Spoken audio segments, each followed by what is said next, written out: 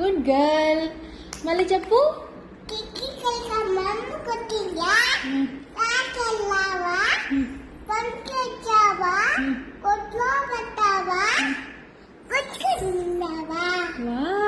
Super నాన్న. ఎవరు చెప్పించింది ఇది?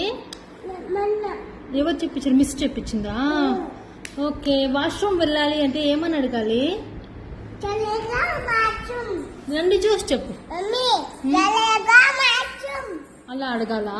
Good girl. అప్పుడప్పుడు స్కూల్లో ఏం జరిగిండేది అన్నీ మమ్మీతో చెప్పాలి, ఓకేనా?